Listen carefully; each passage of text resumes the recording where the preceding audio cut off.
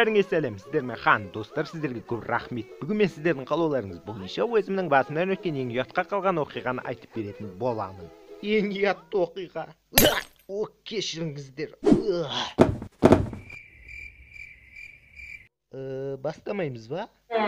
Мектептің қасынан бір жариялауды байқап қалдым. Сол жарияда ән байқау болғалы жатыр екен. Егерде кімде-кім бірінші орын алатын болса, 50 000 теңгемен марапатталатыны жарияланды. Мен бағымды сынап көрмекші болдым. Я достар, білесіздер ғой мен әнді қалай айтатынымды. Әрине мен ән айта алмаймын, сол себепті фонограммамен шырқауыма тура келді. Бұл жерде құлдық жасамасам жеңілетінім анық еді. Әйтіп-бүйтіп жүріп ән байқауының уақыты да келіп жетті. Мен бірінші орын алатыныма қатты сенімді едім. Сөйтіп ән байқауы ұйымдастырылатын жерге тезірек жетіп, сахнаға шығуға дайындалып, сахнаға шыққаннан кейін бұл жерде тек қана жанды дауыста ән айту керек екендігін сахнаға шыққанда ғана естідім. Фонограммамен айта салам ғой деп ешбір дайындықсыз келген едім. Ақыры сахнаға шығып қойғаннан кейін амалсыздан өзімнің жанды даусымда ән шырқауыма тура келді.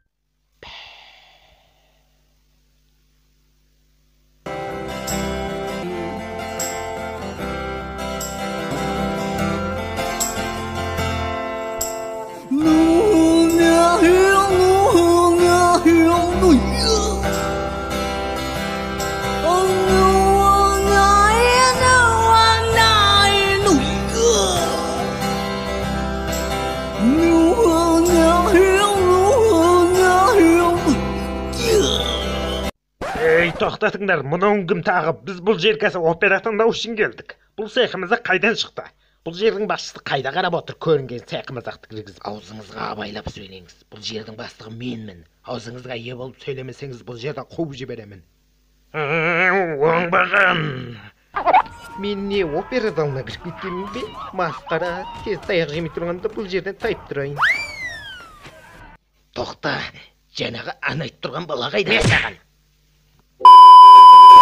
Масқара, нағыз базар бұл емес. Опера залына кіріп кеткен нағыз базар. Бет жоған, халыққа қарауға. Ал достар, видеомыз өз мәресіне жетті. Мен сіздер үшін өзімнің базорымды шаштым. Ендеше сіздер мен үшін лайк басып, арнаға жазылып, бұл видеоны достарыңызға таратуды ұмытпаңыздар.